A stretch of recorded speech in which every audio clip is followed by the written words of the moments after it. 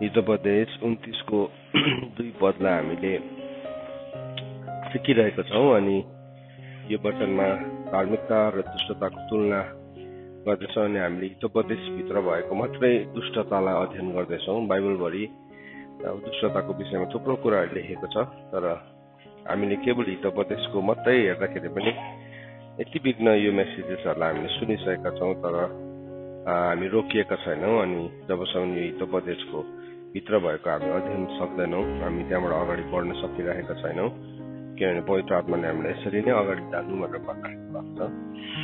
So आज हामी फेरि त्यही 29 को 2 को सन्दर्भमा हितोपदेश 21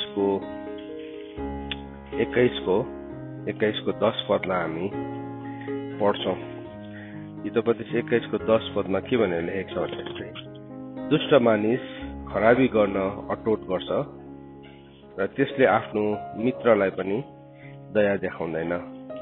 सो दुष्ट मानिस चाहिँ को रहेछ भन्दाखेरि चाहिँ दुष्टता चाहिँ के रहेछ भन्दाखेरि चाहिँ उसले चाहिँ जहिले पनि उसको चाहना चाहिँ जहिले पनि दुष्टताको मात्रै हुन्छ। इभल डिजायर भनेको छ, डिजायर्स इभल भनेको छ। उसको चाहना एकदमै दुष्टताको मात्रै छ। किन भन्दाखेरि किन उसको इच्छा चाहिँ दुष्टता छ भन्दाखेरि चाहिँ किनभने उसको हामीले अस्ति हेर्दै थियौं उसको दियो पनि दुष्ट कुराहरूले नै बलिरहेको छ। Lamp of the wicket. So Hitopadesha 21 को 10 पद अनुसार हामीले के हेर्दैछौँ चाहिँ दुष्ट मानिसको अठोट उसको चाहना चाहिँ जहिले पनि दुष्टताले पूर्ण हुन्छ। सो उसलाई असल संगति पनि मन पर्दैन, राम्रो मित्रहरू पनि मन पर्दैन, परमेश्वरको कुरा त जान मनै पर्दैन। त्यो चाहिँ दुष्टताको चिन्ह हो। यद्यपि उसको बाहिरी स्ट्यान्डर्डहरू यसो हेर्दाखेरि कोमल, सफ्ट, एकदमै सबैजनासँग मिलापी देखिन सक्छ। त्यो चाहिँ बाहिर शारीरिक फ्लेशको लेभलमा मात्रै हो। कतिजना एकदमै बाहिरबाट हेर्दाखेरि एकदम सफ्ट, एकदमै सबैजनासँग मिलापी, मिलेर बस्ने, मिलनसार खालको देखिन्छ, तर जब उसको इच्छा आउँछ, पर्सनल विल आउँछ, त्यहाँभित्र चाहिँ दुष्टता आउँछ। किन भन्दाखेरि चाहिँ दुष्टता चाहिँ के हो भन्दाखेरि चाहिँ भलाइ गर्नु जानेर नगर्नु पनि दुष्टता हो। अनि जब हामी भलाइ गर्नु जान्दछौँ र पनि गर्दैनौँ, त्यो दुष्टता हो। किन भन्दाखेरि चाहिँ त्यो मान्छेको हृदय दुष्टताले भरेको छ, है, दुष्टताले नै भरेको छ, सोल अफ द विकेट। अनि त्यो दुष्टता चाहिँ कहिले भरेको भन्दाखेरि चाहिँ त्यो चाहिँ बाल्य अवस्थादेखि नै थियो। वास्तवमा बाल्य अवस्थादेखि नै थियो, तर त्यसमाथि अनुशासनको छडी चलेन। त्यसमाथि अनुशासनको छडी नचल्दाखेरि अनि त्यो छडी चल्दाखेरि पनि कतिजनाले लिन चाहँदैन। त्यसले चाहिँ उसलाई कहाँ डोर्याउँछ भन्दाखेरि चाहिँ उसको हरेक चाहना, सोल भनेको छ। सोल भनेको चाहिँ के हो? प्राण भनेको। The soul of the wicket. उसको प्राणको भित्रको चाहनादेखि नै चाहना नै दुष्टताको भरेको हुन्छ, दुष्टताले भरेको हुन्छ। अनि उसले परमेश्वरको कुरालाई विश्वास गर्न सक्दैन, अनुशासनलाई उसले ग्रहण गर्न सक्दैन, अनि परमेश्वरको कुरा चाहिँ उसको लागि ठट्टाको हुन्छ। यो एउटा डरलाग्दो कुरा हो मान्छेको जीवनमा। जब पनि कुनै व्यक्तिले यस्तो अभ्यासलाई ल्याउँछ आफ्नो जीवनमा, त्यति बेला चाहिँ ऊ मृत्युको निम्ति तय गरिएको भेडा बाख्रा, जसरी हामीले भजन सङ्ग्रह 49 मा पढ्छौँ, पातालको भेडा बाख्राहरू भनेपछि जसको गोठालो चाहिँ के हो? मृत्यु हो। मृत्यु नै उसको गोठालो हुन्छ, किनभने उसले मनभित्रबाट प्रभुको गोठालो गर्नलाई लिएकै छैन। अन्त प्रभुले भन्नुभयो, मेरो भेडाहरूले मेरो आवाजलाई सुन्छ। प्रभुको भेडाले मात्रै सुन्छ प्रभुको आवाजलाई चाहिँ। Everybody can't listen. सबैजनाले चाहिँ प्रभुको आवाज सुन्नै सक्दैन। यूहन्नाको किताब 10 अध्यायमा प्रभुले यो कुरालाई भन्नुभएको छ, मेरो भेडाले चाहिँ मेरो आवाजलाई सुन्छ। सो हामी कोही कोही बेला छक्कै पर्छौँ कतिजना मान्छेहरूलाई देखेर, उसको जीवनमा नआएको सुधार, उसको जीवनमा भएको विपरीत कुराहरूलाई देख्दाखेरि हामी छक्कै पर्छ। किन यस्तो भएको भन्दाखेरि चाहिँ किनभने ऊ प्रभुको भेडै होइन। जसरी कैन र हाबिलमा, कैनलाई बाइबलले के भन्छ? त्यो दुष्टतर्फको थियो भनेर भनेको छ। दुष्टतर्फको कसरी थियो? के कैन हावाको सम्बन्ध चाहिँ शैतानसँग भएर कैन जन्मेको थियो? होइन, त्यसै जन्मेको थिएन। तर बाइबलले त कैनलाई चाहिँ के भन्छ? त्यो चाहिँ दुष्टतर्फको थियो भनेको छ। कसरी भन्दाखेरि चाहिँ किनभने कैनले आफ्नो जीवनमा दुष्टतालाई त्याग्न चाहेन। दुष्टतालाई त्याग्नै चाहेन। जब पनि एउटा मान्छेले दुष्टतालाई त्याग्न चाहदैन उसले दुष्टतालाई चाहिँ गर्भधारण गर्छ, आफै नै गर्भधारण गर्छ अनि त्यसले दुष्टतालाई नै जन्माउँछ। दुष्टतालाई गर्भधारण गर्छ अनि दुष्टतालाई जन्माउँछ। यो कुरालाई हामी भजन संग्रह 7 अध्यायको 14 पदमा हामीले हेर्यो भने त्यो कुरा लेखेको छ। उनीहरूले दुष्टतालाई गर्भधारण गर्छ अनि उनीहरूले दुष्टतालाई जन्माउँछ भनेर म पढ्न चाहन्छु। के भनेर लेखेको छ भन्दाखेरि चाहिँ हेर त्यसले अधर्मको पीडा भोग्दछ र त्यसले उपद्रव धारण गरेर झुट उत्पन्न गराएको छ।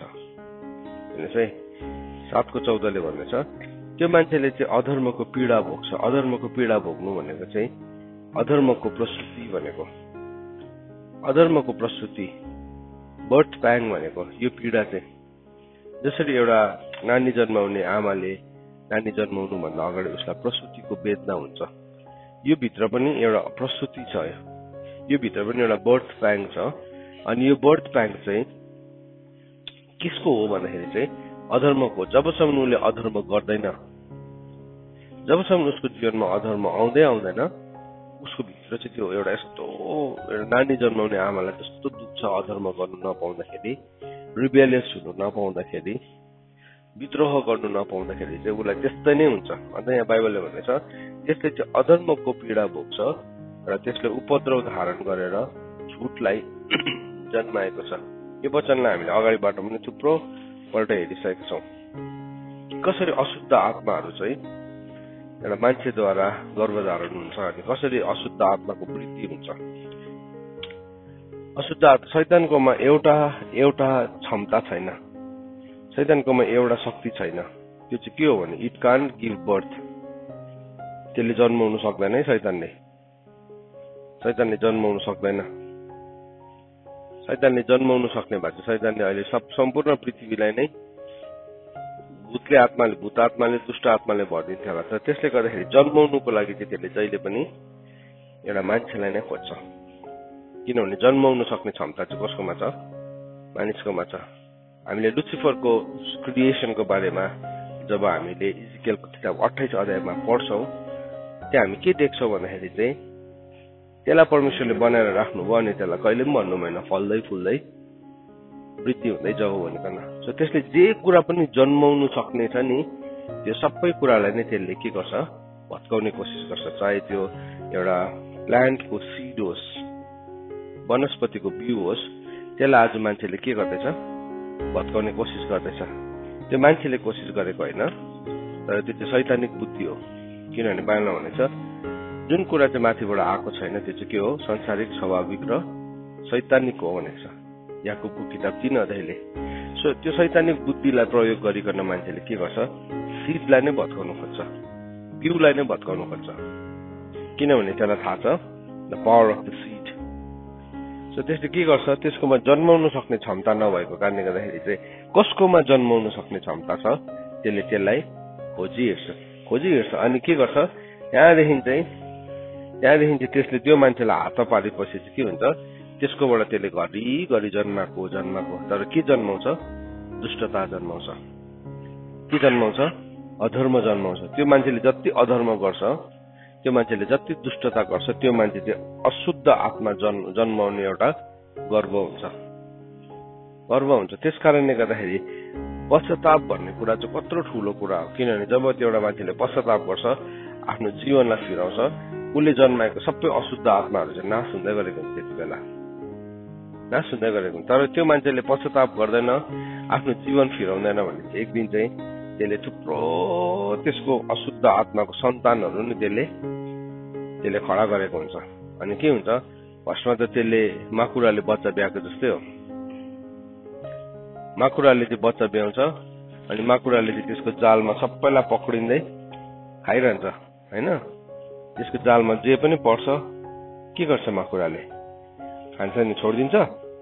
छोड्दैन, खाएको गर्छ। त्यही जालमै बसेर पुस्टेर यत्रो डल्लो भइरहेको हुन्छ। तर त्यसलाई कसले खाइदिन्छ? लास्टमा आफ्नै बच्चाले खाइदिन्छ। माकुरालाई जहिले पनि आफ्नै बच्चाले खान्छ। त्यस्तै प्रकारले यदि तिमीले दुष्टतालाई जन्माइरहन्छौ भने चाहिँ एक दिन तिम्रो दुष्टताले तिमीलाई के गर्छ? किल्लियो। त्यसले तिमीलाई मार्छ, त्यसले तिमीलाई नाश गर्छ। चोर त चोरु मारु र नाश गरौँ भनेर आउँछु भने के चोर्दैछ भन्दाखेरि नि त्यसले तिम्रो जन्माउनु सक्ने क्षमतालाई चोर्दैछ।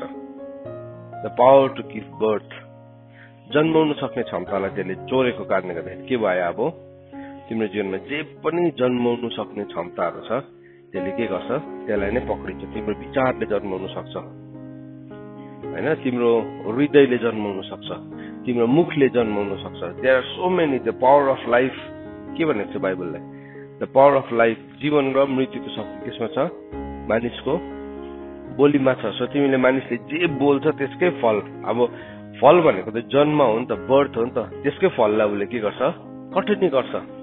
एउटा मान्छेले नकारात्मक कुरा बोल्दैछ भने के हुँदैछ, उसले नकारात्मक कुराहरूलाई जन्माएको छ।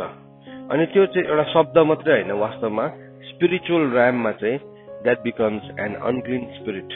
आत्मिकी संसारमा चाहिँ त्यो एउटा अशुद्ध आत्मा बनिन्छ।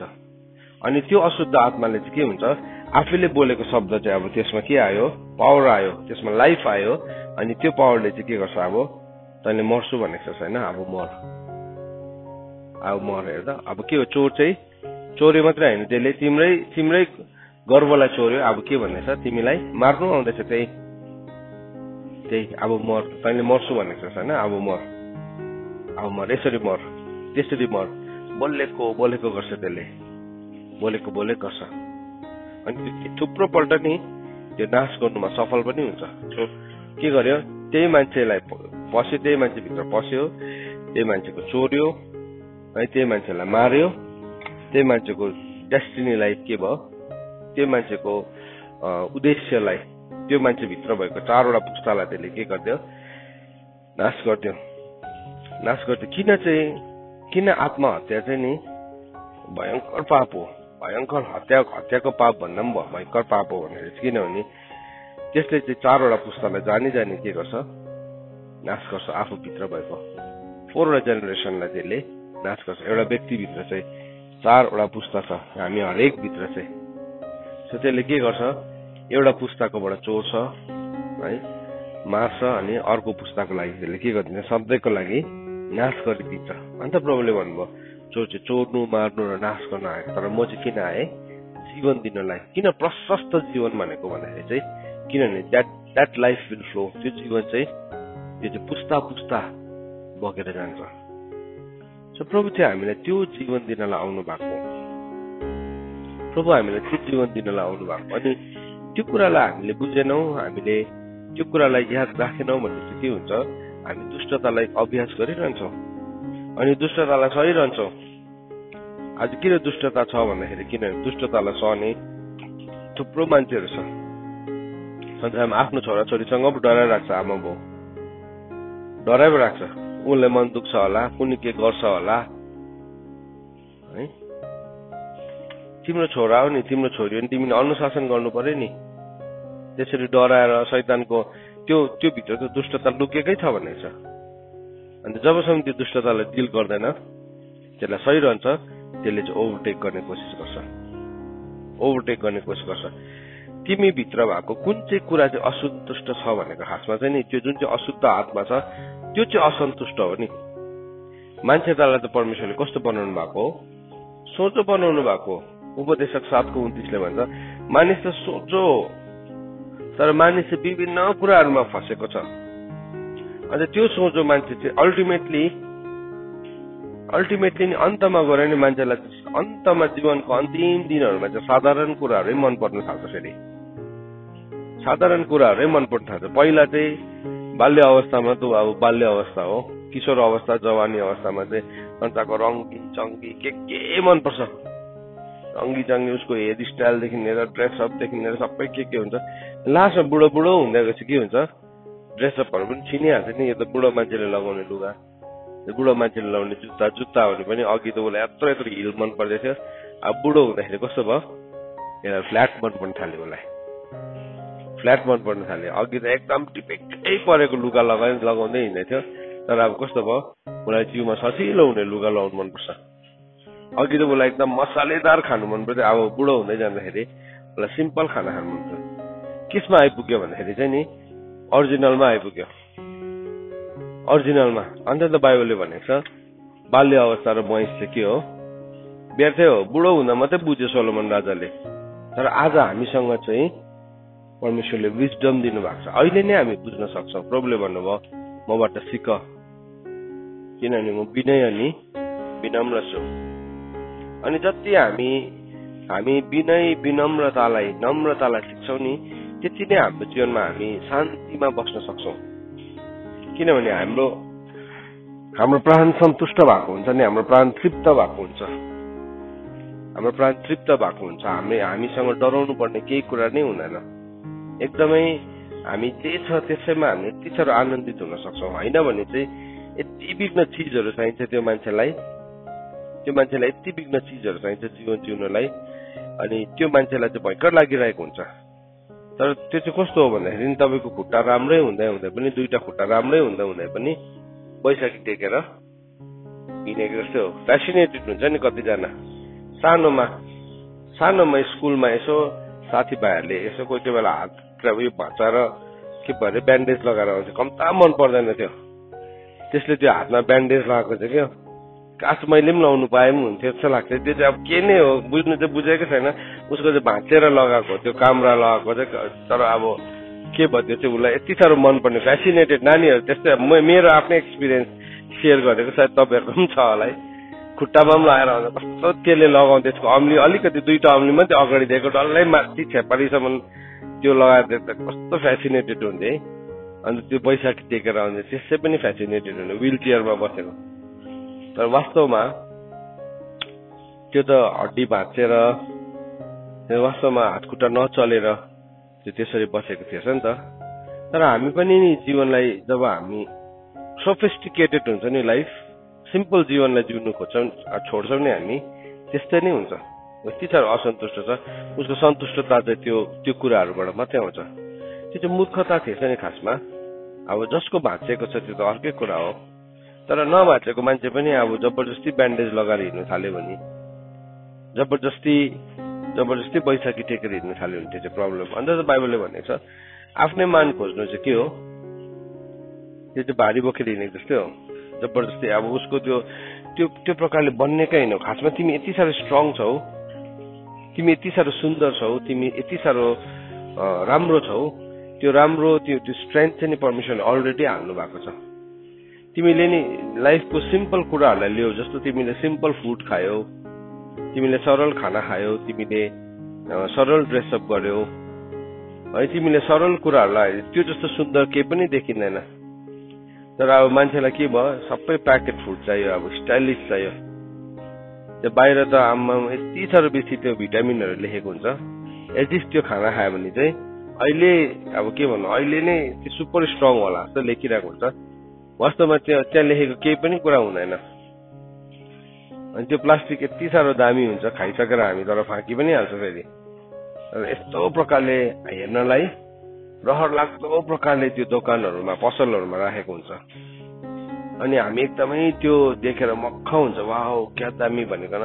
अनि हामी त्यसलाई टिपेर खान्छौँ, हामी त्यो कुराहरूलाई लगाउने गर्छौँ हामी। अनि त्यसमा हाम्रो आइडेन्टिटी भेटाउँछौँ। तर वास्तवमा भित्रबाट के हुँदै जानेछ?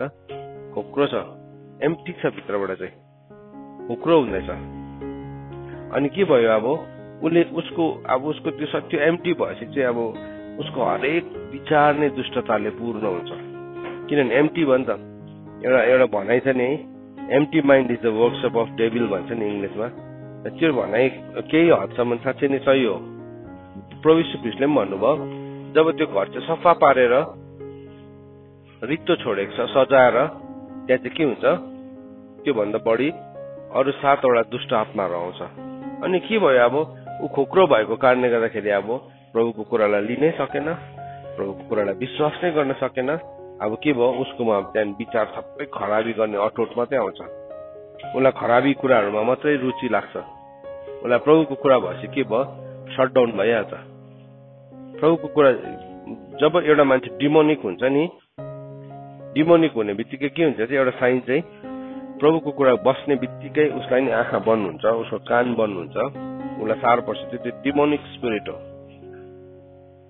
याद राख्नुपर्छ है नानीहरू,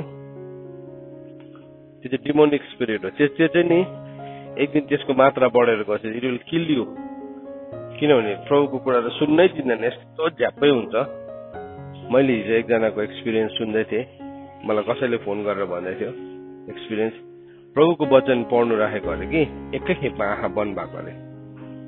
अन्त भरे वचन पढिसकेपछि उठेर फ्रेस न फ्रेस भयो भने सोध्यो तिमीलाई के भयो, किन चाहिँ तिमीले त्यसो गरेको भनेर। होइन मलाई थाहै छैन। अरूहरूले यसो हेर्दाखेरि चाहिँ के भयो, अब इनोसेन्ट बिचारा उसले थाकिरहेको छ, उसले पढ्नु सकेको छैन।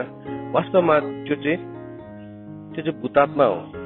किनभने त्यो भूतात्माले उसलाई यति साह्रो कन्ट्रोल गरेको छ, उसको माइन्डको त्यो ठाउँलाई क्लोज गरिदिन सक्छ, त्यति साह्रो त्यसलाई ओभर पावर गरेको छ। याद राखे, त्यो चाहिँ भूतात्माले ओभर पावर गरेको। परमेश्वरको कुरा सुन्नै नदिने झ्याप्पै भइहाल्छ, सटडाउन भएर जान्छ। अरूले देख्दाखेरि के भयो, बिचारा थाकेको छ मेरो छोरी, थाकेको छ। तर अहिले एकछिनमा त्यहाँदेखि तिमी लु अब इन्जोय गरौँ भन्ने चाहिँ सुपर एनर्जी आउँछ त्यति बेला चाहिँ। फेरि त्यति बेला कहाँ गयो थाकेको। किनभने भित्रबाट उसलाई के गर्दैछ, ऊ कन्ट्रोल्ड हो। कन्ट्रोल्ड चाहिँ त्यस्तो हुन्छ है। कन्ट्रोललाई चाहिँ नि आजको दिनमा नि स्कुलमा गएर नानीहरूले ड्याङ्क सुट गरेर मार्दैछ। अमेरिकामा क्लासरुम सुटिङ, पब्लिक सुटिङ हुँदैछ। अनि त्यहाँदेखि त्यो सुटिङ गरिसकेको नानीलाई भने पक्रेर सोद्धाखेरि चाहिँ तिमीले किन सुट गर्यो भने त्यो नानीले के भन्छ, मैले कहिले सुट गरेँ, मलाई त थाहा पनि छैन मैले के गरेँ। तर के भयो, अब त्यो चाहिँ इट इज कन्ट्रोल्ड हो नि। त्यो कन्ट्रोल्ड, उसलाई थाहै छैन। तर उसलाई के गर्दैछ, शैतानले यति साह्रो कन्ट्रोल गरिसकेको छ कि गएर एउटा पिस्टल उठा, त्यहाँदेखि गएर सुट गर्दे, तेरो साथीलाई सुट गर्दे, मार्दे, आमा बाउलाई सुट गर्दे। उसलाई थाहै छैन, सिन्सियरली उसलाई थाहा छैन। तर वास्तवमा के भने नि त्यो अनक्लिन स्पिरिटलाई डिल नगरेको सुरुदेखि नै छोडिदिइरह्यो है। यो सक्दैन, प्रार्थना गर्नु सक्दैन, यसकोमा ताकत छैन। अनि के भयो, त्यो त भित्र हड्डी नभएको झन् लुले भयो, एकदमै काम नै गर्नु सक्दैन। सो यहाँ बाइबलले भन्दैछ त्यसको अठोट नै त्यहाँदेखि चाहिँ के हुन्छ, त्यसको एभ्री थट नै के हुन्छ, एभ्री थट नै दुष्टताले भरेको हुन्छ। अनि त्यसले आफ्नो मित्रलाई पनि दया देखाउँदैन भनेको छ।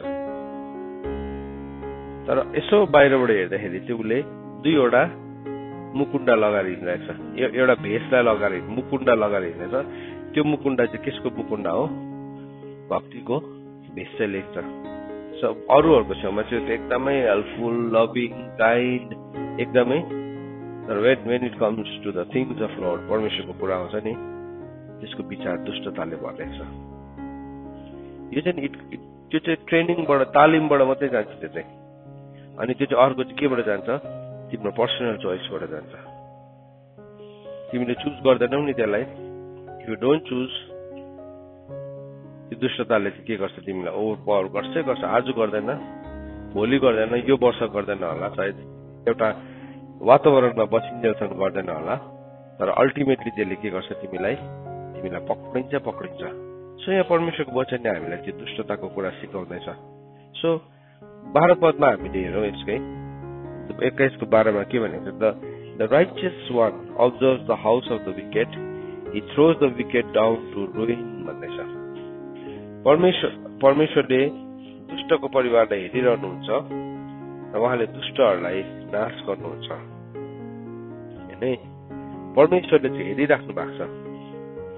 परमेश्वरले चाहिँ हेरिराख्नु भएको छ। अनि परमेश्वरले चाहिँ त्यो दुष्टको परिवारलाई नाश गर्नुहुन्छ। दाउदले नि भजन संग्रह 16:4 के भनेको छ भन्दाखेरि चाहिँ यसरी भनेको छ, परमप्रभु तपाईँ चाहिँ मेरो कचौराको हिस्सा हुनुहुन्छ भनेको छ। त्यो किन चाहिँ त्यसरी भनेको छ, तपाईँ मेरो कचौराको हिस्सा हुनुहुन्छ भन्ने कुरा भनेको यति साह्रो पावरफुल कुरा भनेको रहेछ उसले। यो कुरा नि हिजो बिहान पवित्र आत्मा मसँग बोल्दै मलाई सिकाउनु हुँदै थियो। यो कुरालाई म सुतिरहेको थिएँ, उठेर हामी प्रार्थना गरेँ, फेरि सुतेँ। त्यहाँदेखि स्ट्रङली बोलेको गर्नुभयो पवित्र आत्मा यो कुरालाई। अनि म यो कुरालाई घोडिँदै थिएँ, म यात्रामा चाहिँ त्यति बेला पनि घोडिँदै थिएँ। दाउदले किन परमप्रभु तपाईँ चाहिँ मेरो कचौराको हिस्सा हुनुहुन्छ भन्दाखेरि चाहिँ, किनभने दाउदको जुन चाहिँ लाइनेज थियो,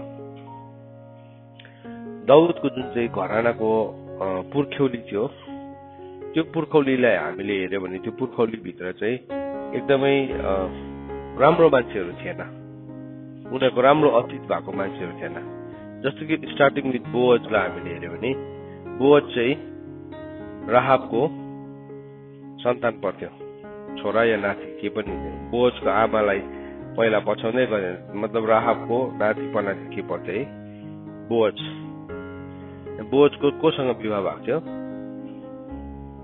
राहाब रुथसँग, मोआबी रुथसँग। रुथ पनि के थियो? मोआबी थियो। सो उसको जिनियोलोजीमा हामीले हेर्यो भने उसको भित्र भएको जिनलाई हेर्यो भने दाउदको जिनभित्र राहाब उसको अब ग्रेट ग्रेट ग्रान्ड मदर राहाबको थियो, प्रस्टिट्युट थियो राहाब। अनि रुथको थियो मोआबी थियो। इजरायलमा नि दुईजना मन्दिरमा पस्नु पाउँदैन थियो परमेश्वरको ल अनुसार चाहिँ, भित्र पवित्र स्थानमा पस्नै पाउँदैन थियो। प्रस्टिट्युटको त भेटी पनि ग्रहण गर्दैन थियो, अहिले पनि ग्रहण नगर्नु भनेर वचनमा लेखेको छ। सो अर्को के भयो? मोआबी थियो। मोआबी पनि के भयो? मोआबी पनि कति जेनेरेसनसम्म, 3-4 पुस्तासम्म चाहिँ उनीहरू परमेश्वरको मन्दिरमा पस्नु पनि पाउँदैन थियो। तर हामीले हेर्यो भने नि उसको जिनियोलोजीमा, उसको पुर्ख्यौलीलाई हामीले हेर्यो भने चाहिँ त्यो त्यस्तो व्यक्तिहरू थियो। सो के भयो त्यहाँदेखि अब रुथदेखि को आयो? ओबेद आयो। ओबेददेखि येसी आयो। येसीदेखि दाउद आयो। सो हामीले यसो हेर्यो भने फोर्थ के थियो? फोर्थ जेनेरेसन थियो। अनि बाइबलले के भनेको छ? कर्स चाहिँ कति पुस्तासम्म सरेर जान्छ? 4 पुस्तासम्म सरेर जान्छ भनेको छ। त्यो कुरालाई नि दाउदले बुझेको थियो। त्यो कुरालाई अन्त दाउदले के भन्यो भने प्रभु तपाईँ चाहिँ मेरो कचौराको हिस्सा हुनुहुन्छ। परमेश्वरको कचौरा जब पोखिन्छ नि यसरी, जब परमेश्वरको कचौरा भरेर पोखिन्छ नि, त्यो कचौरा भरेको चाहिँ कति पुस्तासम्म जाँदो रहेछ? 4 पुस्तासम्म। र दाउदले चाहिँ के भन्यो भने उसले जहिले पनि यो भनेको छ, प्रभु तपाईँ चाहिँ मेरो कचौराको हिस्सा हुनुहुन्छ। उसले यीशु ख्रीष्टलाई देखेको थियो नि त, उसले यीशु ख्रीष्टलाई देखेको थियो। एउटा प्रफेट थियो, ऊ एउटा अपोस्टल पनि थियो, उसले अगाडिको कुराहरूलाई देखेको थियो। अन्त त उसले भनेको छ, परमप्रभुले मेरो प्रभुलाई भन्नुभयो मेरो दाहिने हातपट्टि बस्छ भन्ने अगमबानी जुन चाहिँ दाउदले गरेको छ। प्रभु यीशु ख्रीष्टले बादमा गएर कोट गर्नुभएको छ है। दाउदको पुत्र थियो भने कसरी चाहिँ दाउदले चाहिँ फेरि परमप्रभुलाई मेरो परमप्रभु भने कसरी भनेर भन्यो भन्दाखेरि चाहिँ उनीहरू यहुदी फरिसीहरूले चाहिँ त्यसको एन्सर नै दिन सकेन। अन्त दाउदले त्यस्तो प्रोफेटिक रेभलेसन उसले पाएको थियो। तर के भयो त भन्दाखेरि चाहिँ दाउदको आफ्नै लाइनेजमा हेऱ्यो भने पनि त्यस्तो थियो। उसको भित्रको डिएनए भित्र पनि there were some of the things, कतिवटा कुराहरू थियो जसको कारणले गर्दाखेरि हामी दाउदलाई देख्छौँ बादमा ऊ पनि पापमा लडेको छ, किनभने त्यो पापमा लड्नु सक्ने कुरा चाहिँ अलरेडी उसको भित्र थियो। कसरी चाहिँ त्यो कर्सले फलो गर्छ भन्ने कुरा परमेश्वरको वचन चाहिँ नि इट्स नट अ लाई। प्रभुले चाहिँ यो दाउद हो मेरो हृदयको नजिकको व्यक्ति, म यसको चाहिँ सबै ओभरलुक गरिदिन्छु। प्रभुले कसैको पाप पनि ओभरलुक गर्नुहुन्न है, तर प्रभुले आफ्नो पुत्रलाई पठाउनु भयो। हाम्रो पापलाई प्रभुले नजरअन्दाज गर्नु भएन। पाप त प्रभुको अगाडि सिरियस हो, तर त्यो पापको मूल्य चाहिँ कसले चुकाउनु भयो? प्रभु यीशु ख्रीष्टले। त्यहाँदेखि प्रभु यीशु ख्रीष्टले के भन्नुभयो? एक दिन गेतसेमनीको बगैँचामा, हुन सक्छ भने यो कचौरा मबाट हटोस्। त्यो कचौरामा चाहिँ नि दाउदले गरेको पाप, एभ्री सिन, मानव जातिले गरेको हरेक पापको नि त्यहाँभित्र के थियो? कचौरामा एभ्रिथिङ थियो, सबै कर्सेसहरू थियो। अन्त त जब प्रभु यीशु ख्रीष्ट मर्नु भयो नि, उहाँले तल झ्यालखानमा परेको आत्मालाई गइकन के गर्नुभयो? सुसमाचार प्रचार गर्नुभयो। किनभने प्रभुले त्यो कचौरामा त्यो सबै मूल्यलाई चुकाउँदै हुनुहुन्थ्यो, एभ्रिथिङ। अनि दाउदले चाहिँ अगाडिबाट के भन्यो? प्रभु तपाईँ चाहिँ मेरो के हुनुहुन्छ? कचौराको भाग हुनुहुन्छ। You are the portion of my cup. किन उसले बुझ्यो त्यो क्षमा, त्यो छुटकारा चाहिँ केवल प्रभु यीशु ख्रीष्टको कचौराबाट मात्रै पाउँछ, उहाँले पिउनु भएको कचौराबाट मात्रै। उसको जीवन ऊ लड्यो। त्यहाँदेखि उसले बादमा के भनेको छ, मलाई मस्काउनुहोस्, मलाई तपाईँको उपस्थितिबाट ननिकालिदिनु, सबै कुरा लैजाउनुहोस्, तर तपाईँको पवित्र आत्मा मबाट नलैजाउनुहोस् भनेर उसले भनेको छ। पोर्सन अफ द कपलाई नि मान्छेले आज नबुझ्दाखेरि चाहिँ अवहेलना गरिरहेको छ, दुष्टतालाई गरिरहेको छ। तर प्रभुले हेर्नुहुन्छ अरे यहाँ भन्दैछ, the righteous one observe the house of the wicked. परमेश्वरले चाहिँ दुष्टको घरलाई हेर्नुहुन्छ। घर चाहिँ के हो? हाम्रो जीवन हो। He throws the wicked down to ruin भनेछ। परमेश्वर आफैले नै फालिदिनुहुन्छ है। हामी God is love, God is good all the time God is good मात्रै भनेर होइन। जब त्यो कचौरा पल्टिन्छ नि एक दिन, कचौरा पल्टेको दिन चाहिँ नि गाह्रो हुन्छ। किनभने कचौरा त्यो पापको मात्रा बढेपछि चाहिँ नि त्यो पल्टिन्छ। दानियलको किताब 8 अध्यायमा हामी 8 अध्यायको 23मा सधैँ पढ्छ होइन। पछिल्लो दिनमा जब तिनीहरूको पापको मापदण्ड के हुन्छ, पूरा हुन्छ भनेर भनेको छ नि। त्यो मापदण्ड पूरा भएपछि चाहिँ पल्टिन्छ। तर आज हामीसँग चाहिँ प्रभु यीशु ख्रीष्ट हाम्रो हिस्सा हुनुहुन्छ। इफ यु क्यान बिलिभ, अझ त बाइबलमा भनेको छ, जब तिमीले प्रभुको शरीरबाट खान्छौ, अयोग्य रीति खानेले आफ्नो शरीरमा मृत्यु अनि कमजोरी रहन्छ भनेको चाहिँ के भनेको भन्दाखेरि चाहिँ उसले विश्वास नै गर्न सकेन यीशु ख्रीष्टको कचौरालाई। उसले विश्वास गरेर खाएको भए त के हुन्थ्यो? उसले दुष्टतालाई त्याग्ने थियो, अथवा ऊ भित्र दुष्टता त्याग्ने शक्ति बढेर जाने थियो। तर उसले विश्वास नै गर्न सकेन, प्रभु उसको कचौराको भाग नै भएन। बुझ्दै हुनुहुन्छ तपाईँहरूले? प्रभु चाहिँ उसको कचौराको भाग नै हुँदैन। अन्त उसको लागि जस्ट एउटा जुस मात्रै थियो, जस्ट एउटा रोटी मात्रै। त्यसले के गर्छ? जुस र रोटी त बजारमा जतिसुकै पाउँछ, त्यसले के गर्छ? गर्दैन। तर यहाँ त जीवनको रोटी हो, जीवनको रगत। सो त्यो कुरालाई दाउदले के गर्यो? अगाडिबाटै देखेको थियो। अनि उसले के भन्यो? प्रभु तपाईँ चाहिँ मेरो के हो? कचौराको भाग हुनुहुन्छ। नापको जन्जिर चाहिँ मलाई मनपर्ने ठाउँमा परेको छ, मनपर्ने ठाउँमा। त्यो कुरालाई दाउदले बुझेको थियो। अनि उसको जीवनमा त्यही हिसाबको पश्चाताप पनि थियो। अनि के गर्नुभयो? परमेश्वरले उसलाई उकास्नु भयो। त्यसको मतलब त्यो मान्छेहरू श्रापित थियो, अगाडिको राहाबहरू, रुथहरू भनेको होइन। तर मान्छेको डिएनए भित्र जुन चाहिँ पाप छ नि, त्यो डिएनए को पापलाई चाहिँ प्रभुले नजरअन्दाज चाहिँ गर्नुहुन्न, नदेखेको जस्तो गर्नुहुन्न। तर त्यो पापलाई मेटाउनुको लागि चाहिँ प्रभुले आफ्नो पुत्रको बलिदान दिनुभएको छ। अनि त्यो बलिदानमा चाहिँ हाम्रो दुष्टता के हुन्छ? मेटाइन सक्छ। सो हामी हरेक पल्ट प्रभु भोजको टेबलमा आउँदै गर्दाखेरि चाहिँ हामी के गर्छौँ? प्रभु हाम्रो अपराधलाई हामी मानिलिन्छौँ, हाम्रो दुष्टतालाई हामी त्याग्ने चाहना राख्छौँ। तर हामी चाहिँ दुष्टतालाई चाहिँ छोड्नु चाहँदैनौँ। अनि प्रभु बखालिदिनुहोस् हुँदैन। त्यो चाहिँ म्युचुअल हो। विश्वास भनेको नै केसँग जोडेको छ? कामसँग जोडेको छ। आफ्नो मार्ग सुधार्नेलाई नै परमेश्वरबाट हुने करुणा म देखाउँछु भनेर प्रभुले भन्नुभयो। जब हामी हाम्रो मार्गलाई सुधार्नलाई तयारी हुन्छौँ, तब परमेश्वरबाट हुने करुणा प्रभुले हामीलाई देखाउनुहुन्छ। सो परमेश्वरले चाहिँ हेरिराख्नु भएको छ। परमेश्वरले हेरिराख्नु भएको छ दुष्टको घरलाई। तिमी सबैजना एक एकजना हामी इन्डिभिजुअल एउटा हाउस हो, हेरिराख्नु भएको हुन्छ, इन्डिभिजुअल हो। सो अब परमेश्वरले कसरी जिम्मा दिनु भएको हुन्छ? सुनै नानी हो, जबसम्म त्यो बालक छ नि, त्यसको जिम्मा कसलाई देख्छ? आमा बाउलाई देख्छ। जबसम्म त्यो हुर्किँदैन, त्यसको जिम्मा चाहिँ कसलाई देख्छ? आमा बाउले। त्यो नानी नि नहुर्किकन दुष्ट भएर त्यतिकै मर्यो भने त्यसको हिसाब किताब एक दिन आमा बाउले दिनुपर्छ प्रभुको सिंहासनको अगाडि। किनभने आमा बाउले गर्दै गरेन नि त। अन्त त बाइबलमा भनेको छ, तेरो छोरालाई चाहिँ छडी चलाएर पनि तैँले बच्चा किन चाहिँ नरकमा घिस्रेर गएको हेरिरहन्छ जस्तो भनेर भनेको छ नि त। आमा बाउलाई देख्छ एउटा जिम्मा। कहिलेसम्म? हुर्किँदैन, जबसम्म हुर्किँदैन। जबसम्म हुर्किँदैन आमा बाउ कारिन्दाहरू छ उसको वरिपरि।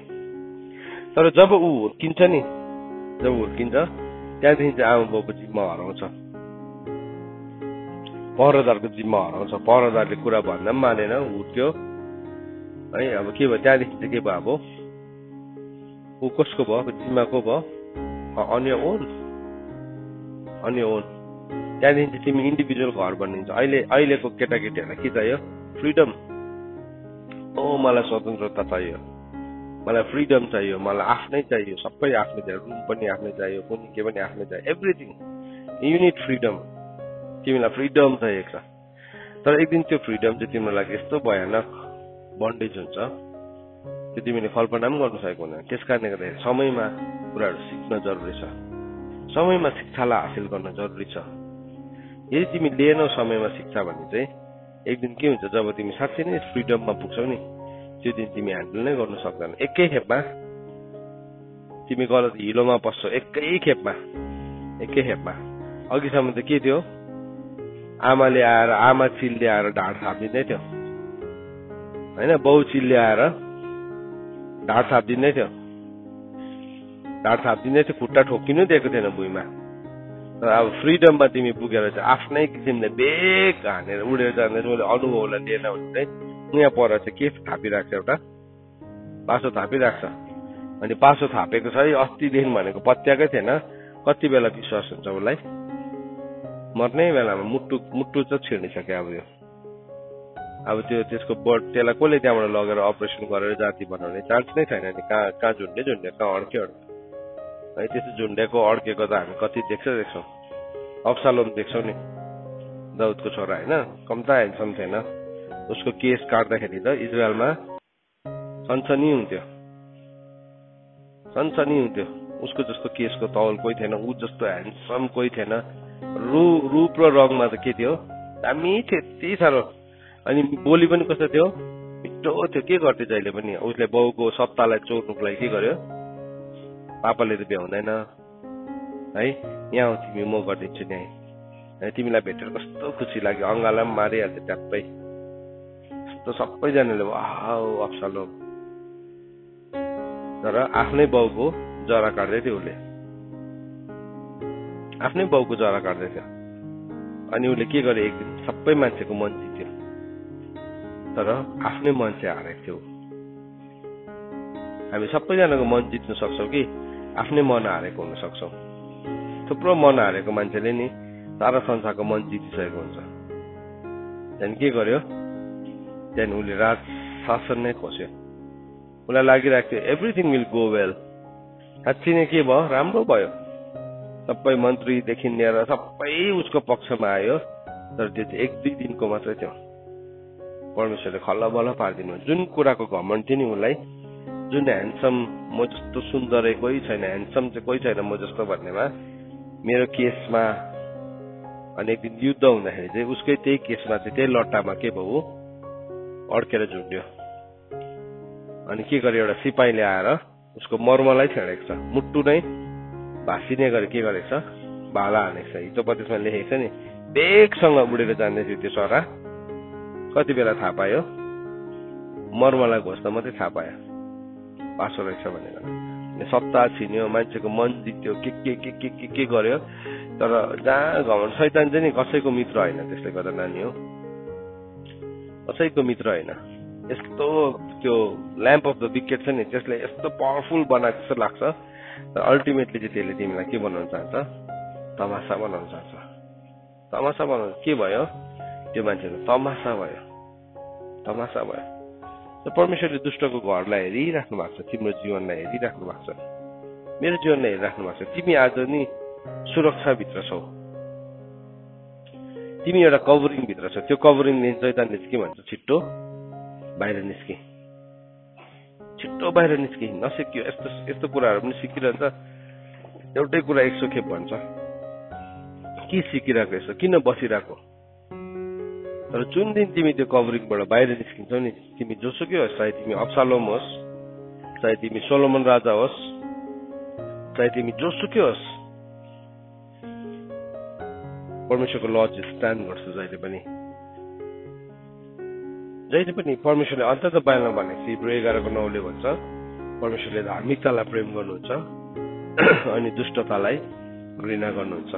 त्यो दुष्टता चाहिँ अनपनिस्ड जान्दैन। परमेश्वरले हेरिराख्नु भएको छ मेरो जीवनलाई, तपाईँको जीवनलाई। अनि हाम्रो जीवनमा सानोतिनो दुष्टताहरू छ, तर परमेश्वरको वचनले के गर्दैछ त्यसलाई एभ्री टाइम निकाल्दैछ, देखाउँदैछ। दाउदले के भनेको छ? दाउदले अल्टिमेटली के भने, के प्रार्थना गरे प्रभुसँग? प्रभु मलाई चाहिँ यस्तो भित्र अन्तस्करणमा माझिदिनुहोस्। अनि उसले के भन्यो? प्रभु तपाईँले सत्यता त अन्तस्करणमा पो चाहनु हुँदो रहेछ। त्यही प्रार्थना गरेको छैन? तपाईँले त अन्तस्करणमा पो सत्यता खोज्नु हुँदो रहेछ। सत्यता चाहिँ नि छोराछोरी हो, परमेश्वरले यहाँ ओठमा खोज्नुहुन्न। ओठमा त झुट बोलेको होइन, साँच्ची भनेको। यति मात्रै ओठे सत्यताले चाहिँ प्रभु इम्प्रेस हुनुहुन्न। तर के भनेको छ? तपाईँले चाहिँ अन्तस्करणमा सत्यता चाहनुहुन्छ। यो भजन सङ्ग्रह सायद 51 अध्यायमा हुनुपर्छ यो। तपाईँले चाहिँ अन्तस्करणमा सत्यता खोज्नुहुन्छ। अनि उसले के भनेको छ? प्रभु तपाईँले मलाई माझिदिनुहोस्, मलाई तपाईँले खोजिदिनुहोस् है, मलाई तपाईँले हेरिदिनुहोस्। तपाईँले चाहिँ मलाई भित्रबाट 51 को 6 पदमा लेखेको रहेछ। 51 को 6 पद हेर्नु, सबैले खोल्नुहोस् भजन सङ्ग्रह 51 को 6 पदमा के लेखेको छ? हेर्नुहोस्, अन्तस्करणमा तपाईँ सत्य खोज्नुहुन्छ र भित्री मनमा तपाईँले मलाई ज्ञान जान्ने तुल्याउनुहुन्छ।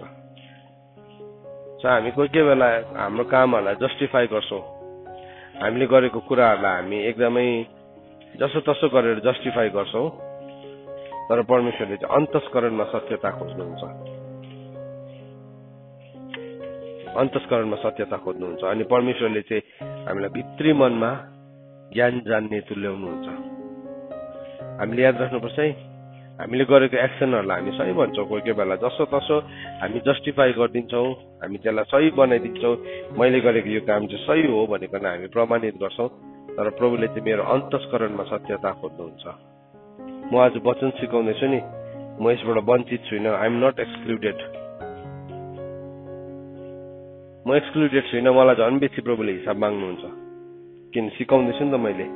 अन्य त बाइबलमा भनेको छ, पहिलो पत्र 4:17 भनेको छ, इन्साफ चाहिँ परमेश्वरको घरानादेखि सुरु हुन्छ।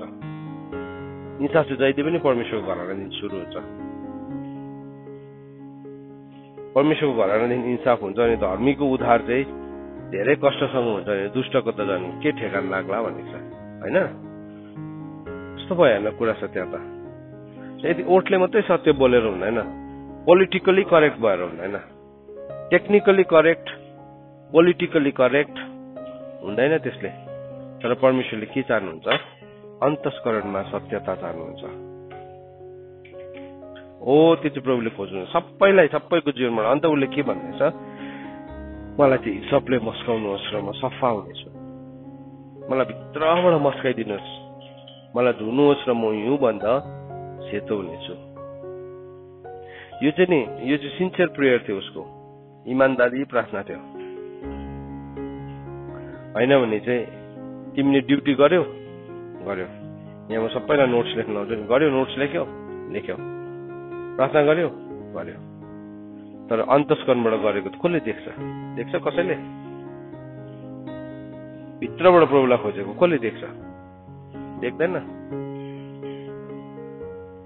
मुखले त प्रभु प्रभु भनिरहेको छ, तर अन्तस्करणलाई चाहिँ कतिको हाम्रो परमेश्वरको वचनले कायलता ल्याएको छ। अन्तस्करणमा ज्ञान कतिको आएको छ हाम्रो, त्यसलाई प्रभुले हेर्नुहुन्छ। सो दाउदले के भन्दैछ? तपाईँले चाहिँ मलाई हिसाबले मस्काउनुहोस्, भित्रबाट मस्काइदिनुहोस्। हामी भित्रबाट मस्किसकेपछि चाहिँ नि हामीलाई अनुशासन नै चाहिँदैन, हामीलाई रोकटोक नै चाहिँदैन। होइन भने चाहिँ के भयो? एक दुई दिन हामी कोसिस गर्छौँ, राम्रो हुने कोसिस गर्छौँ, भनेको कुरा माने जस्तै गर्ने कोसिस गर्छौँ, त्यहाँदेखि त फेरि के हुन्छ? मन त फेरि छली नै भइहाल्यो। मान्छेको हृदय त छली नै छ फेरि। त्यहाँदेखि अल्टिमेटली के पट्टि जान्छ? छलपट्टि नै जान्छ। उसले गर्दै गरेको इन्टेन्सन्सहरू गलत हुन्छ। अनि मान्छेले त्यो सम्झिन्छ मेरो इन्टेन्सनलाई प्रभुले जस्टिफाई गरिदिनुहुन्छ। होइन, प्रभुले गर्नुहुन्न है, प्रभुले त्यो चाहिँ हामीलाई चेन्ज गरेको चाहनुहुन्छ। उसले भन्दैछ ममा चाहिँ शुद्ध हृदय सृजन होस् र म भित्र स्थिर आत्मा पुनर्जीवित पारिदिनुहोस्। मलाई तपाईँको सामनेबाट ननिकाल्नुहोस् र तपाईँको पवित्र आत्मा नलैजाउनुहोस्, तपाईको मुक्तिको उमङ्ग मलाई फेरि दिनुहोस्, राज्य खुसीको आत्माले मलाई फेरि सम्हाल्नुहोस्। जब हामी भित्र दुष्टताले नि बास गर्न थाल्छ नि मुक्तिको उमङ्गै हराउँछ हामी। द जोय अफ सेल्भेसन के हो? जोय अफ सेल्भेसनलाई चाहिँ के हुन्छ? उसले उसको लागि कुन चराको नाम हो हुन्छ। हामीले पहिलो पत्रुस 10 अध्यायमा त्यहाँ भनेको छ नि, तिमीले विश्वासको लडन्तहरू कस्तो ठुल्ठुलो लडन्तहरू लड्यौ, तिमीले कस्तो ठुलो सासनाहरू भोग्यौ, तिमी आफै तमासा भएर कहिले त तिमी त्यस्तो तमासाहरू भएको मान्छेहरूसँग साथ दियौ। अब तिमीले जुन यो कुरालाई थामेको छौ, तिमीले अन्तसम्म राख्यौ भने चाहिँ त्यसमा के छ? ठुलो इनाम छ अन्तसम्म। त्यसले गर्दा तिमीहरूलाई धीरजको आवश्यकता छ भनेको छ। मूर्ख चाहिँ को हो नि? उसले सुरु त गुड स्टार्ट हो, तर बिचमा गएपछि के भयो? हरायो। मुक्तिको उमङ्ग पनि के हो? त्यहाँ त उमङ्ग त के हुन्छ? मान्छेलाई देख्दा पो आउनु थाल्छ, धनबाट पो आउनु थाल्छ, सफलताबाट पो आउनु थाल्छ। उमङ्गको कारणहरू अरू हुन्छ, कम्पिटिसन पो हुन्छ, एउटा चिजलाई खोज्ने पो हुन्छ, रङ माइन्डेड हुन्छौँ हामी, गलत विचार हुन्छ। किन भन्दाखेरि चाहिँ we have lost that joy of salvation. तर दाउदले भन्दैछ मलाई चाहिँ तपाईँको मुक्तिको उमङ्ग फेरि दिनुहोस्, राज्य खुसीको आत्माले मलाई सम्हाल्नुहोस् भनेको छ। आज नि थुप्रो प्रभुलाई विश्वास गर्ने छोराछोरीहरूले मुक्तिको उमङ्गै गुमाइसकेको छ। कत्रो ठुलो आनन्दित हुनुपर्ने कारण हो हामी, मैले मुक्ति पाएको छु। द जोय अफ सेल्भेसनलाई नि बिर्सेर शैतानले चाहिँ अर्कै कुराहरू दिइराख्छ, अर्कै कुराहरू। अनि त्यो कुराको दास बनेर नि यस्तो घोटेको छ दास बनेर। तर जब हामी भित्र मुक्तिको उमङ्ग आउँछ नि, हामी डराउँदैन। चाहे दागको बोटमा कुनै फुल नफुलोस्, चाहे भद्राक्षको बोटमा कुनै फल नलागोस्, तर भए पनि म के गर्छु? प्रभुलाई प्रशंसा गर्छु। त्यो चाहिँ मुक्तिको उमङ्ग हो। होइन भने चाहिँ असन्तुष्ट, एउटा यस्तो असन्तुष्ट जेनेरेसन यो संसारमा खडा भइरहेको छ। आज सेवकहरूको घरमा असन्तुष्ट जेनेरेसन। म त अर्कै कुरा गर्नु चाहन्छु नि, तर मलाई मेरो आमा बाउले दिँदैन, जबरजस्ती गर्दैछ, मेरो त पालो आओस् न। अनि के हुन्छ? उसले गएर उछिटिएर संसारमा जान्छ, संसारले उसलाई नाश गर्ने कोसिस गर्छ। ऊ उम्केर आयो भने पनि कस्तो हुन्छ? उम्केर आयो भने उसले आफ्नो जीवनलाई फेरि स्क्रैचदेखि सुरु गर्नुपर्ने हुन्छ, स्क्रैचदेखि सुरु गर्नुपर्ने हुन्छ। आज नि यहाँ सबै सेवकको छोराछोरीहरू बसिरहेको छ, खुसी लाग्यो मलाई। सुनै सेवकको छोराछोरी हो, तिम्रो जीवनमा चाहिँ तिमी सेवक नहुनु पर्ने हुन्छ। तिमी सेवकको घरमा जन्मिने थिएन, तिमी गुण्डाको घरमा जन्मिन्थ्यो होला, गुण्डाको बुलावट भाषले। त्यसले गर्दा गुण्डा हुने कोसिस नगर्नु, त्यो चाहिँ रङ। तिमी नोक्सान पर्छ, तिमीलाई बहुत ठुलो नोक्सान पर्छ। तिमी विद्रोही, तिम्रो जीवनको कल चाहिँ विद्रोही हो, तिमीलाई विद्रोहीकै घरमा जन्माइदिनु हुन्थ्यो। किनभने बाइबलले लेखेको छ नि, दुष्टलाई पनि परमेश्वरले नाशको दिनको लागि बनाउनु भएको छ। तिमी चाहिँ एउटा सेवकको घरमा छ भने तिमी गुण्डा हुने, विद्रोही हुने कोसिस नै नगर, त्यसले तिमीलाई हट गर्छ, त्यसले तिमीलाई हट गर्छ। शैतानले तिमीलाई हतियार बनाएर त्यो सेवकाईलाई बन्द गर्ने कोसिस गर्छ, तर तिमी हतियार नबन। तिमी शैतानको हतियार होइनौ, तिमी शैतानको ठोक्रोमा भएको काँड होइनौ, तिमी चाहिँ वास्तवमा परमेश्वरको ठोक्रामा भएको काँड हो तिमी। तर काँड चाहिँ नि त्यही काँड शत्रुले पनि चलाउँछ नि त, होइन? त्यही काँड आफ्नो पक्षको मान्छेले पनि चलाउँछ। तिमी चाहिँ शत्रुको काँड बनेर परमेश्वरको कुरालाई नाश गर्ने व्यक्ति बनिन्छौ, या तिमी चाहिँ परमेश्वरको काँड बनेर शत्रुको कुरालाई नाश गर्ने व्यक्ति बनिन्छौ। त्यो चाहिँ तिम्रो चोइस हो। त्यो चोइस चाहिँ कहाँबाट आउँदो रहेछ भने राज्य खुसीको आत्माबाट। राज्य खुसी नै छैन, गर्नैरहेको अनुहार छ, गनगन गरिरहेको छ, प्रार्थना गर्नु मन नपरिरहेको छ, प्रार्थना गर्ने वचन सिक्ने बित्तिकै झ्याप्पै अलरेडी भूत आत्माले ग्रसित छ। निकाल आफ्नो लाइफबाट त्यो, तिमीले निकाल, मसँग बस्नु पाउँदैनस्, तेरो चाहिँ मसँग कुनै पनि हिस्सा छैन। जब हामीले भन्छौँ नि हामी शक्तिशाली हुँदैन, नत्र भने सेवकको छोराछोरीहरू घरभित्र आमा बाउको अगाडि ठिक्कै, तर बाहिर के छ, नाश भइरहेको छ। आज कस्तो शक्तिशाली सेवकको छोराछोरीहरूले गर्दाखेरि नि आमा बाउको सिट हल्यो, सेवकाहरू बन्द भयो, नाश भयो सेवकाहरू। त्यो सेवक त परमेश्वरको अगाडि छ, तर त्यो सेवकको छोराछोरीहरूले नि एक दिन अनन्ततामा चाहिँ नि उसको त्यो ठाउँ, त्यो बल्दै गरेको अग्नि र गन्धको बिचमा देख्नु पर्दाखेरि रिग्रेट हुन्छ त्यति बेला चाहिँ। अस्ति हामीले हेर्यौँ लाजरस चाहिँ अचानक धनी मान्छे चाहिँ अचानक प्रचारक भएको छ। कहाँ प्रचारक भयो? हेडिजमा अचानक प्रचारक भएको छ। अचानक मेरो दाजुभाइहरू पनि छ, गस्पेल पनि सुनेको छैन, अचानक प्रचारक भयो। तर के गर्नु, रङ ठाउँमा भयो। अचानक प्रचारक भएर चाहिँ केही पनि काम लाग्दैन। आज हो ग्रहण योग्य समय, एक्सेप्टेबल टाइम इज टुडे। ग्रहण योग्य समय आजको दिन हो, उद्धारको दिन आजको। सो यहाँ त्यही भन्दैछ, मलाई चाहिँ तपाईँले राजी खुसीको आत्माले भरिदिनुहोस्। राजी खुसीको आत्मा चाहिँ के हो? डिसिप्लिन हो, चूर्ण आत्मा हो, चूर्ण आत्मा हो। उसले मानिहाल्छ, त्यसमा ऊ प्रभुले भनेको कुरामा खुसी भइहाल्छ। तर के छ, मान्दैन, ढिठ अटेरी। त्यसको ल्यान्डिङ चाहिँ नराम्रो ठाउँमा हुन्छ। नानीहरू, हामीले यो बुझ्नुपर्छ। तपाईँहरू जतिजना सेवकको छोराछोरीहरू आज यो कुरालाई सुन्दै हुनुहुन्छ संसारभरि, यो पृथ्वीभरि, अनि तपाईँ विद्रोही हुने कोसिस गरिराख्नु भएको छ। तपाईँलाई आमा बाउले सम्झाउँदाखेरि पनि तपाईँ मानिराख्नु भएको छैन। याद राख्नुहोस्, परमेश्वरको चाहिँ ठट्टा हुँदैन। अनि एक दिन त्यो जिम्मा सकिसकेपछि चाहिँ नि अल्टिमेटली आज पनि यो पृथ्वीमा पो हामी त के छौँ? ओ मेरो आफ्नो छोरा, ओ मेरो आफ्नो छोरी।